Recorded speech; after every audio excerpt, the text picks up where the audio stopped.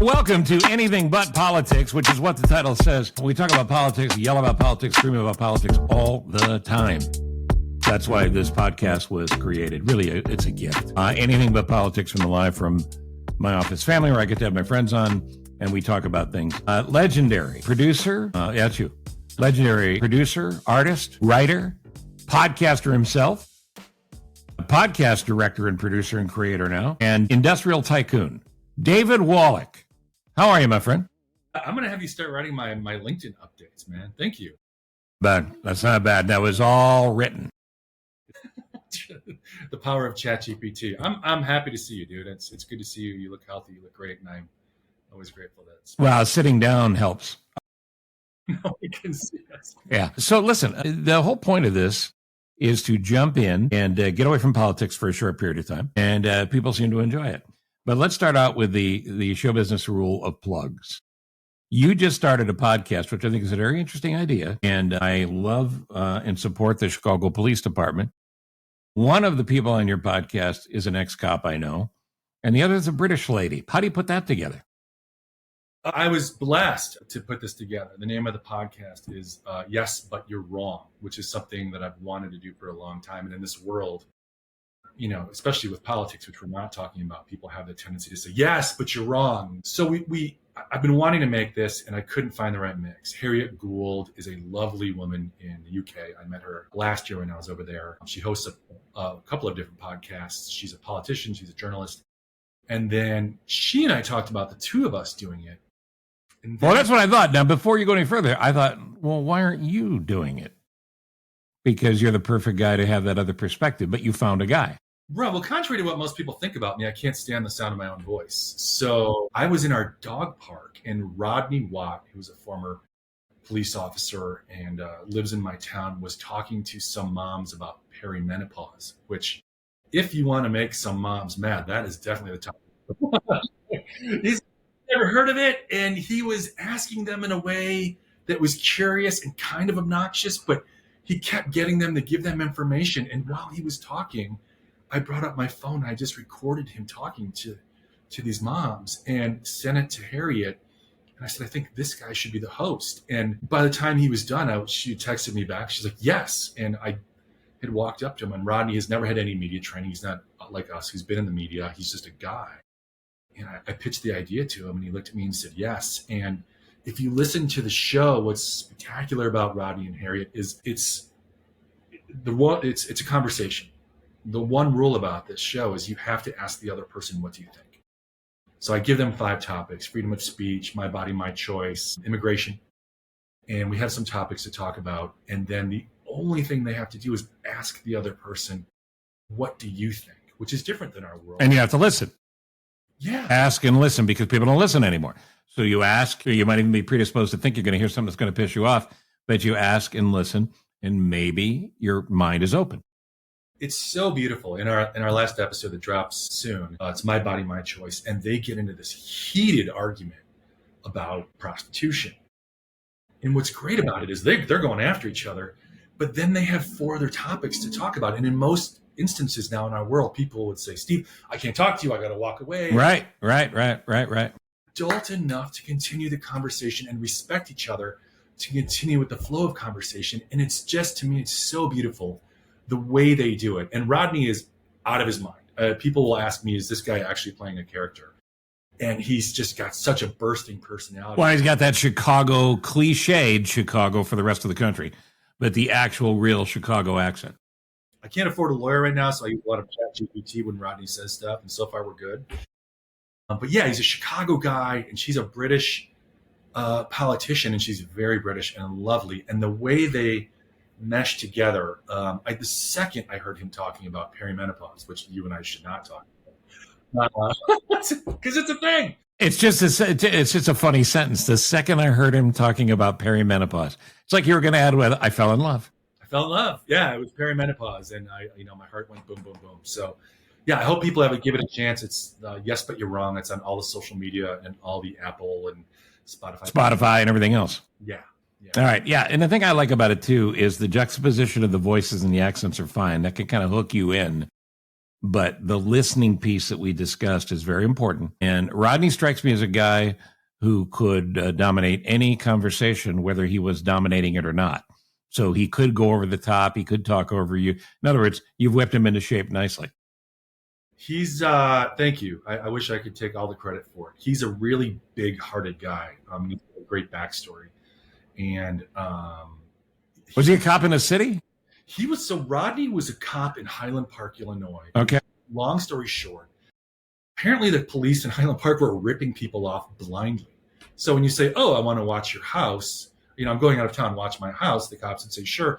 And then they would rob the house and then blame it on someone else. And Rodney was a cop and wanted nothing to do with this. And as intense and as massive as Rodney can seem on the air, he went up against the police department and his brothers, which you don't do. It's that thin blue line. You never go against them, and brought this decades full of corruption down in Highland Park and changed the way the policing is done in Highland Park, and took heat for it, took death threats for it. And, when you go against the police and your police, you're doing a lot. So he's a guy of just courage, moral fabric and courage, and he's a hero. And yeah, I love him to death. And people get pissed at his personality, but underneath that is this man who affected change. And in podcasts, we yell and scream and we say stuff, but he actually did something in this world, and he made it. And that's, to me, my, hats off. Well, that should be the marching orders for all of us in this life right now. You can post all damn day and you can meme all day. What have you done?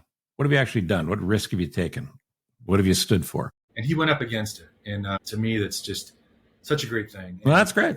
Yeah. So, all right. Now, I want to ask you about something else. And this is something else I never thought. You and I have known each other for, 30 years. But I never thought I'd say this to you. How's girls flag football? It's fantastic. I am the assistant coach at Loyola Girls Flag Football, Loyola Academy. I've been coaching on and off for 30 years. And my son, who entered high school, I couldn't coach him anymore, so I stopped. And this summer, I felt like I needed to do something for myself. We do a lot, but just for myself. And I sent an IM on Instagram to the head of Loyola Girls Flag Football, a guy named Connor Buckridge, who's just a spectacular coach. And he got back to me and said, "How'd you like to help us coach the team?" And it is the best part of my every single day. I love what the sport is. I love the athleticism the girls bring. It's one of the fastest growing sports. And it's just, I never thought at my ripe age I could learn more, because we stop learning, we start forgetting. And every day I get on that field, working with Connor and working with the girls and the team, it's just... Is this a high school team? So you're talking about 14 to 18-year-olds? Yeah, freshmen and seniors. We have a JV and a varsity team. Our season kicks off September 22nd. Oh, so you're practicing every day? We start practice. We're recording this August 11th, and today's our first day of full practice. We've had some camps, and it's, I've coached boys my whole life. I took a flag team to a national championship. I love flag. I think it's a really beautiful version of football. The girls, they bring different athleticism to it. And a quick sure. is we had camp, and this girl's running down the field, one of our running backs, and the linebacker's going to cut her off, and she jumps in the air like Saquon Barkley, does a 360. The girl misses her, lands about 2 yards downfield, and runs for a touchdown. Fantastic. And I'm like, what am I seeing? Right. She goes, "Oh, I'm a figure skater, coach." Yeah, you are? Yeah. Boys bring action, and girls bring this different level of athleticism. Our punter, she kicks 60-yard spirals in the air. Wow. It's like Happy Gilmore. You're watching her kick the ball, and you're like, it doesn't make sense. And I said, "Maggie, did you play soccer? Have you been coached up?" And she's like, "No, I'm an Irish dancer, coach." Well, there you go. Leg. Just add the ball. They're so big, and they're just amazing. The Loyola Ramblers are, the Loyola Academy's got a great history of boys tackle football. They've won state twice. Sure. And I think that Coach Buckridge, who comes from Florida, his dad was a coach, he's a coach, and learning, he's funny. He's 28 years old, and I'm close to his dad's age. And to be able to, everyone says, "Oh, this younger generation, they're no good. They don't know anything." To sit and learn from a guy that young and feel his passion and his energy and learn about girls' flags, it's different. I look forward to it every single day, and I can't wait for the season to start. So let me ask you a stupid question. Yeah. And this is not a joke, not a bit, none whatsoever. How do you do your halftime talk? Because obviously you're not going in the locker room. No, it's an hour game, so it's a lot quicker than the boys' game. So is it a running clock? We have 4 quarters. Gosh, I think it's 4 quarters. The season hasn't started. Yeah. But again, he's the head coach. He gives the talk. I sit back there. But I mean, do you just the girls are in one corner of the field or something, or where? How do you do it? Okay, they're opposite sides of the field. If you're using the Ted Lasso formula, I'm Coach Beard. I just sit there and. Oh, is that right? Okay, all right. Long as you don't have the weird hallucinogenic episode, you'll be just fine. For your, if you watch Ted Lasso, that'll make sense. I know we've done none of that. And there's a new Lasso coming. Speaking of, there's a new season. They're shooting. I know. It's crazy. They wrapped the whole thing up and they went, well, everybody wants more. This is crazy popular. Let's pretend the end didn't happen and bring it back. It's a little daunting. I mean, you've been in TV and film forever. If you figure out that chemistry and how to make that happen, it's pretty rare. And you sort of risk your legacy of the show by crapping on it if it turns out poorly. But then again, you look at Frasier. The Frasier reboot really hasn't worked. Everybody still loves Frasier. And there's other examples of that as well. You just don't want Caddyshack. No, I hope it's good. I mean, I love positive in this world that we need more positive. Yeah, amen to that.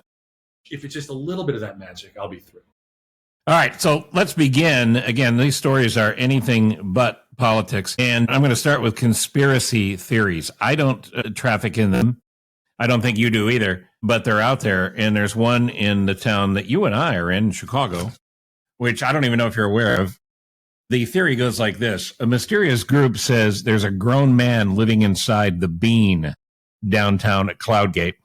The Bean is that giant bean-shaped, shiny metal thing, which you may or may not have seen live, folks. But the theory is that there's a man living inside it, may or may not be with his agreement to do so, and he should be at least out and talking about what's going on and why he's in there. Now, over the weekend, as you said, August 11th, we're just getting off Lollapalooza the other day. So the Lollapalooza attendees were encouraged to contact Alderman Brendan Riley and say, let that man out of the Bean. He has now asked, and if you know the alderman at all, he's a fairly plain-spoken guy. He has asked, not so nicely, to stop contacting his office. There's no one living inside the Bean. Sober up. So do you have anything like those that you go, well, maybe, and maybe it's something like, area 64? What's the place in Arizona? 51. Area 51, that's it. I believe there's aliens. I don't believe they're the only people around. There's that rock, the rock that's coming from Earth. But do you have one? Do you got a flat Earth theory? You got any of those? The big one right now is that meteor that keeps, it's like shooting off light. First of all, where does the guy go to the bathroom? If we're just going back to the Bean, my whole thing at my age especially is where can I go to the bathroom? Yeah. So if he's in there, cool, but where's he going potty? And eventually, yeah, those decisions all day long have to be made. Every decision I make now is in regards to parking and where the bathroom is.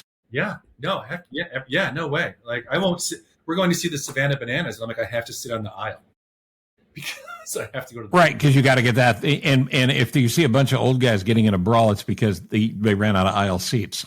Right. No. So. Yeah. No, the big space rock. There's a meteor. It's got a fun name like, Chewbacca or something. It's heading towards Earth and it's changing directions and it looks like it's emitting light and everyone is saying it's a spacecraft. I don't know anything about it. And this is one that's out there. And do you believe or not? I've been reading about it and Rodney again is like, oh, aliens, they're coming. It's shaped kind of like if you draw a UFO, it's more oval and oblong. And there's like little light shooting off of it and it's sort of shifting directions. So it's not acting like a real meteor. So in my mind, I'm like, cool. I mean, there's got to be more intelligent life forms out there. But we're so obsessed with their coming to Earth. Like there's got to be a better place. Everyone goes to Orlando. Like there's something like, what about with Sarasota is so much better. So right. Why just go to Orlando and throw money at the mouse? No, it's ridiculous. Yeah. Well, listen, I believe that there are other galaxies. I mean, space is gigantic, infinite, beyond our comprehension. You think there's not another Earth-like object out there somewhere? Of course there is. We're not that great. We're like Oak Park. We're just fine. Well, and the thing is, I think where people lose their belief in that is not just ego. It's why do all the aliens go to Wisconsin or Iowa and only probe farmers? You don't think that's the case. Yeah, when you could do so much better in South Beach if you're looking for Right. If you're an alien, head for South Beach. That's right. South Beach. Yeah. Hey, good transition. Thanks. Here's another theory. A conspiracy theory. Tinder is literally a project designed by the U.S. military to break women down to the point where they just say F it and they marry any random army dude after 2 weeks so they don't have to put up with another you up text. Huh. You see, there's been Bill Maher did a great thing about online dating and Tinder in the fact that it's actually bad for men because it's sort of the opposite. Men are being objectified and swiped on. So on the algorithm pushes the best 10% to the top. But I'm going to get this wrong, so it's close. But there was something that only a 28-year-old man on average now has sex twice a year because of online. It's unbelievable. It's unbelievable. I mean, at our age, and I've been married for 20 years, it's not that unbelievable. But no, at 28, you think back to 28, I go, you kidding me? Yeah, no, yeah. So I think that, I'm not sure if the Army guys are getting it either because Tinder is really messing up how people meet. People don't go up to each other in a bar anymore. Crazy. I mean, listen, my problem. I have to tell women all the time, hey, my eyes are up here. Up here, yeah. I'm tired of, just being a piece of meat. You know the drill. You have the same problem. It's my Spanx are strangling me, but yeah, right now. I get it. Yeah. I totally get it. All right, here's another one. The Tom Cruise film Cocktail was funded by the glass industry. They recouped their costs within 2 weeks of the film's release, thanks to the reenactments by inept barmen who kept breaking glass. I was one of them. I thought you were in Cocktail. I was one of those inept barmen. I fully believed. I thought you did most of the broken glass stunts. That wasn't you? It could have been. A lot of people think of me and Tom Cruise in the same sentence. No, I was a bartender at a bar in Kansas City, Len Dawson's bar. Len, the quarterback of the Chiefs. Were you a good bartender or were you bad? I was a horrible waiter. Okay. I could see you being a good bartender. Could you tell good stories? You listen? Yeah, because bartenders can be sassy waiters. Like my thumb would be in their mashed potatoes, and waiters have to be kind of down the middle. With the bartender, you could be funny and irreverent. And I could spin things, but I couldn't do the catch behind. You throw a ball. Yeah. So I was shattering stuff constantly. And Len Dawson, who would show up, did not like the fact that I was breaking stuff. No, it's inventory. Cost Lenny some money. Yeah. And you know what? Every glass you broke was less cigarettes for him to smoke. Yeah. Big smoker, Len Dawson. Super Bowl one. But again, there's the flair. That's a job. There's flair competitions. It's like it'll be an Olympic sport at some point. Those guys are incredible the way they do it. Yeah. Here's another one. Have you ever been in one of the Amazon grocery stores? Yes. So have I. They have the carts where you don't have to check out. The carts scan your purchases, and you can just walk out the front door. Amazon has now announced they're phasing out the checkout-less grocery stores because of the lack of business, probably because people believe the stores were developed only to collect data on you, and the prices were a little higher to begin with. I mean, look, yeah. I mean, every time you give your email to somebody, people are collecting data on you. So I guess I'm in on this one. Yeah, no, yeah, I'd buy that. I think Jeff Bezos he is not one of my favorite people, but yeah, I'd buy that. I mean, data is king right now, and I'm sure this platform is gathering data. You're getting data on your podcast, so yeah, I'm down with that one for sure. I'll give you one more, and I love this one. Yeah. No IKEA employee has ever actually applied for the position. Instead, they were all once customers looking to buy reasonably priced furniture, but they got lost in the store and they were hired because they couldn't find the exit. There you go. There you go. That one's a winner. I will drive out to Schaumburg, and I live in the northern suburbs, just to get the meatballs. Yeah, and I'm told by actual people from actual Swiss areas that they're pretty good. By comparison. Yeah, no, they're great. I love it. It's an easy dinner. But that's like going to Macy's to have the Frango mints, right? They're not the same. Oh, they're not the same. No, they're not the same. Okay. Yeah, it's not Marshall Fields. All right, so moving on to allergies. Do you have any? All the allergies. You're clearly not Amish then. Here's the headline. Allergies seem nearly impossible to avoid unless you're Amish. There is a remarkably low incidence of allergies in the Amish population. So when they take their gap year and they get to be like all fun, you think they get the allergies? Probably. Once they take off their, Ezekiel takes off his regular garb, Yeah. and he becomes one with the rest of us. Then he comes home sneezing and coughing. Yeah, and they get a couple STDs, a couple hangovers, and then they get allergies, and they got to. Here's the stat: only 7% of Amish children had a positive response to one or more common allergies. It's a study. Someone said that if you eat honey that's grown locally, like in your area, it really prevents allergies. And I'm guessing the Amish have their own bees and they eat their own honey. Well, plus they're outside throwing up barns all the time, right? I mean, you develop an immunity to things, don't you? Yeah. I'd have that itchy underwear would have me out of my mind. I would have a big old rash compared to the allergies. So you stopped wearing that, is what you're saying? Well, you're not saying that. All right, I don't mean to get ahead of you. Yeah. No. Yeah. Let's see. A scientist has resolved the Bermuda Triangle issue. Now, can you explain to people what the Bermuda Triangle is or was or might be? It used to terrify me when I was a kid. I mean, I would have nightmares about the Bermuda Triangle. There's an area I'm making a triangle because it's a podcast.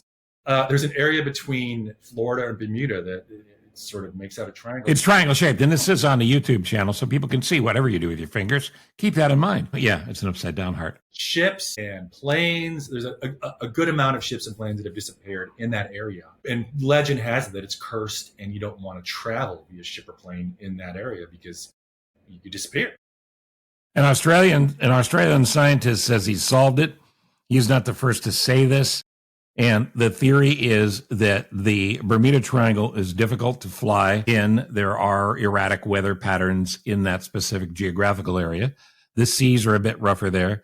And the entire case comes down to probabilities.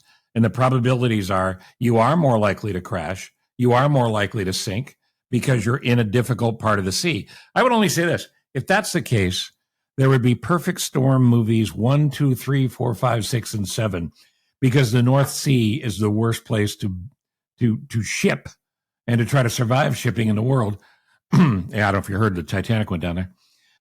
And the North Sea seems to be a bit rougher. But since I rarely go on boats, what the hell do I know? Yeah, no, cool. I mean, there's places that want to fly over Mount Everest. I heard the same thing. There's something going on with the weather patterns. Yeah, by the way, I did a documentary on the Titanic, Steve. Yeah, talk about that. It's been a couple years. It was for the 110th anniversary of the Titanic going. I watched it. It was great. Did you? Thanks, buddy. Of course I did. All right. Thanks. We found stories that no one had ever heard. And a real quick one is we found the son of a survivor. There's one guy who's the son of a survivor who's still alive. And he told the story about his father. He was a Chinese immigrant that was owned by the White Star Line who was going to the Bahamas. So he could actually go to the Bermuda Triangle at some point to work for White Star. And he escaped, and he was actually floating on the door, and they saved him. And when James Cameron was writing the movie, he heard the story about the guy, and that's why he used the door. That's why he used the door. Yeah. Come on. There's actually a scene they did in the movie where they saved the guy in the door too, and then they were like, "Nah, we should." I think your guy though would have let DiCaprio climb up on the door. You would think he seemed like a mensch. I mean, his son makes great egg rolls. He owns a Chinese restaurant in Janesville. I'm pointing at Janesville out my window. Right. For you YouTubers, Wisconsin's that way. That way. It's somewhere. Pardon my throat here. I've been fighting allergies. I'm not Amish. It should be. I got one more, and then you're going to tell me a James Lovell story for our fifth. Yeah. Hobbies for older adults that improve brain and body health from Martha Stewart. Martha Stewart, of course, would be an older adult. I don't even like the word hobby. I don't like the word retirement. I don't like the word hobby. I mean, if you're collecting stamps, if you're building models, great. But a hobby to me sounds like you quit. Do you have a retirement plan? Like I've got a retirement job figured out. It'll be 10 years before I can retire, but I've got a job lined up. People would argue I'm retired now, but I've got about 11 different projects I'm doing since the death of radio. Yeah. All right. So here's some hobbies according to Martha Stewart. Her first hobby listed is walking. That's not a hobby. Walking isn't a hobby. You'd have to go to the bathroom. Yeah. No. Yeah, well, you can only go so far before you have to turn around, or you better have some friendly neighbors. Learning new languages. I think the English language was skibbity, and what the Gen Zs are doing it as a new language. My 12-year-old speaks skibbity. What is that? It's called brain rot. Brain rot. That's what he calls it. Brain rot is the language of Gen Z. So skibbity toilet is one of their things. Really? Calling everyone bruh. And he and my 16-year-old at dinner will talk, and I'll look at my wife, and I'm like, I don't know what they're saying. My 6-year-old grandson's been calling me bruh. So that's skibbity? Using Riz. Riz is like if you're good with the ladies, you have Riz because it's charisma. Yeah, but they shrink it. So that's a new language. I heard somebody the other day use the word rad. Oh, I love rad. Didn't that end in the 80s? Yeah, totally radical. Tubular, right? Yeah. Wayne's World? Yeah, but you're right. Yep. So learning new languages seems like you would do it with intent because your brain forgets things you don't use, like languages. So why would I learn, say, something easy like Mandarin Chinese and then not use it? So again, I don't know that Martha Stewart understands the definition of what a hobby is. Now, here's one you and I are both big fans of: quilting. Oh, I love a good quilt. Yeah, who doesn't? I don't have a clue. Do you make quilt with those hooks? You hook your quilt? You've seen me play golf. I've got meat fingers. I would never be able to. She said skills that activate working memory, episodic memory, and reasoning can help prevent the onset of things like dementia. Spending about 16 hours a week over 3 months can help your general brain strength, but learning quilting, and also she adds photography. Photography, here we go. First time. Quilting and photography could be hobbies. Photography could be a hobby. But my phone takes phenomenal pictures. Yeah. I believe we should take a selfie. That's a good idea. Yeah, that's a good idea. I don't know if I can pull this off. Yeah, hold on. We'll do it. You want to do it at the same time? Yeah, we could do that. Okay, ready? Hold on. You got all those fancy cases, you know what I mean? And otherwise, it's all jacked up. All right, here we go. No, this is good because we're going different ways. On 3. 1, 2, 3. 1, 2, 3. 1, 2. There. It's fantastic. We'll put it on the social media. Right now, people are wondering why they tuned in. Why does that? Yeah.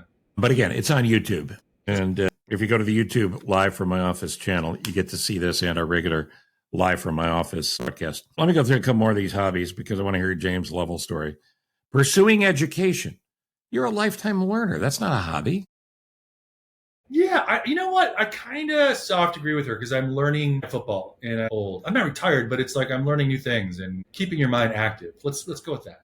All right, now here's one that I would love to see Martha Stewart do, but I bet you already do this. I'd like to learn this. Juggling. I would pay to see Martha Stewart juggling. Not a lot, but if she had like an OnlyFans juggling page, I'd throw it up. Martha Stewart juggling could be a primetime special. Could save the network. Her and Snoop. Yeah. Snoop juggling. Again, very, very good. Video games is listed as a hobby. Mindfulness, not a hobby. I think Martha Stewart's hobby ought to be finding the definition of hobby and rewriting the article. Yeah. Yeah. A good hobby for Martha Stewart would be shutting the heck up. Yeah, that's all I'm saying. All right. Now, the great James Lovell. Yeah. James Lovell, played by Tom Hanks in Apollo 13. For you kids not old enough to understand and appreciate the brilliance of the Apollo space program, it was incredible. And science delivered so many things from those Apollo years that we now use today. You would not have the internet. And on a separate note, you wouldn't have Velcro. Yeah. And I'm guessing he used both, though not in the same way. So there's just, if you ever want to see everything space did, just Google things we got from outer space trips or outer space, or the Apollo program, anything like that in Google, and you'll get a list. So my experience with Captain Lovell was many interviews. And he was kind enough, because he lived in the Chicago area, to come into WGN multiple times. He used to do that with Spike O'Dell, and then after Spike left, he used to come in and see me. Phenomenal guy, exactly who you would hope he would be. And actually, I was blessed to meet many of the astronauts. Some of them were pretty funny. They were all space cowboys. And a few of them were ladies' men, because you can imagine what rock stars they were back in the day. And I asked one of them, I said, when you met a young lady and you wanted to impress her, what would you do? And Lovell stepped in. He said, well, I do with my wife. I would take her outside and go, you may think I should take out the garbage, but he points up at the moon. He goes, I was there. And I named a mountain range, or was it a crater after you? I can't forget. He named something after his wife. But you had an encounter with Lovell. I did. It's all your points. Gentleman's gentleman. I mean, these guys, as much as we're trying to get clicks and likes in this world and we have influencers, no one combined has done what the Apollo and the Mercury astronauts did. They strapped them nuclear bombs for God and country. That's it. Not for likes. I don't know. Some of them didn't even get raises. They just did it because it was their duty. And to me, that already makes you a cut above the rest. Yeah, because especially the early astronauts, well, even Apollo, they had no idea if it would work. I mean, look what happened to the two shuttles when we had the greatest science we ever had to that date. And God bless the victims. But for the Apollo astronauts, after Apollo 1 with that horrible accident. Yeah. So you're right. I mean, you talk about courageous, unbelievable. Now, I was tasked. I worked for CNBC at the time, and they wanted to do a show about innovation, and Jim was the host. And they said, "Hey, you got to go to his house in Lake Forest, and you got to get to know him, and you got to spend time with him." Geez, I mean, sitting in his house, and the movie had already come out, and getting to know him, and we would go to lunch and talk. The thing I remember about Jim is we'd get to a door, restaurant doors, and he would open the door for you. I'm like, "No, after you, Captain Lovell." He's like, absolutely not," because that's what those guys were. They were gentlemen. They were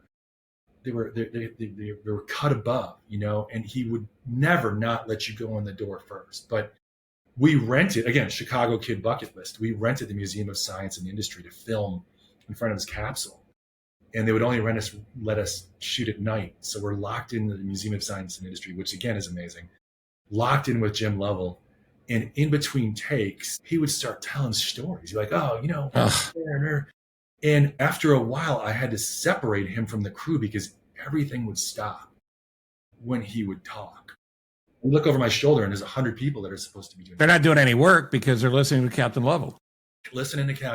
But I'd always told him I wanted to be an astronaut. My dad worked for NASA, and I'm 6'4". I was 6'4" when I was 13, so I was can't have you too tall. Too tall, yeah. And I said I want to try weightlessness, and he convinced me to go skydiving. Set it up, made the date. Was waiting for me on the ground, gave me a hug. Wait a minute. He was there when you dove? Yeah.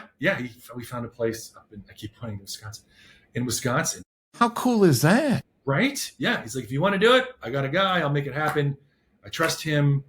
You will jump with him," and jump from 17,000 feet. And when my feet touched the ground, the first person to wrap his arms around me was Jim Lovell. How great is that? They also called me a wimp because I threw up. But because you what? I threw up.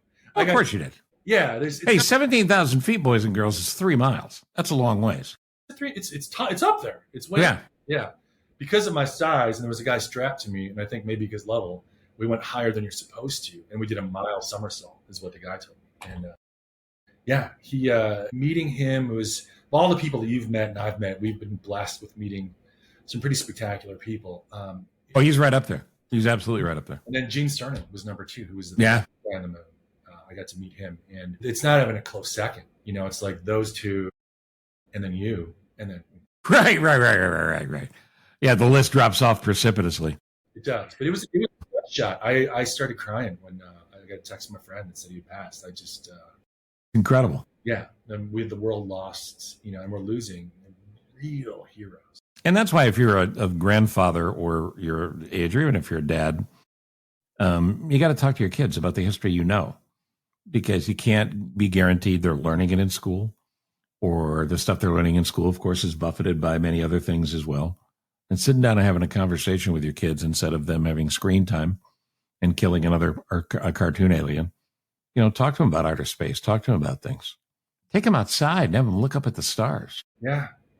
It's going back to why I hate Jeff Bezos. Going up in a balloon with a bunch of celebrities, men or women, you're not an astronaut. These guys had the right stuff. And if you haven't seen the right stuff, go see the right stuff. Actually, that's a great double. You see the right stuff, and then you see Apollo. Come over. We'll sit on. And here's the thing, and you know this.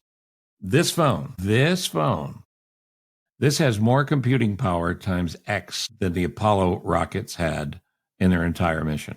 That's why when the shit hit the fan, Houston, we have a problem. They figured that out on paper, pen and paper and math. Right, abacuses and stuff.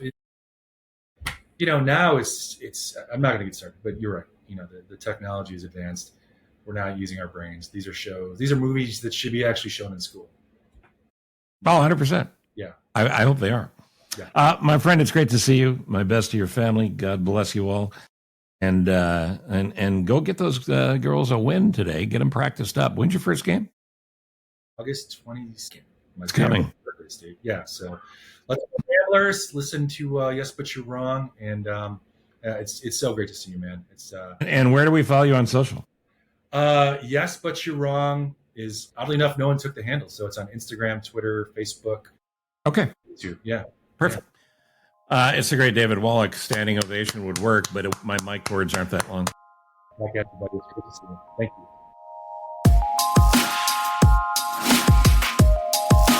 Thank you for listening to Live from My Office, a service of Monkey Run Productions.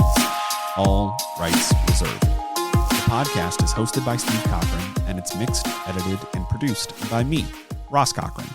Steve is available for corporate speaking gigs. He would love to MC your event, and occasionally, he's funny. Thank you for listening. Head to cochranshow.com for more.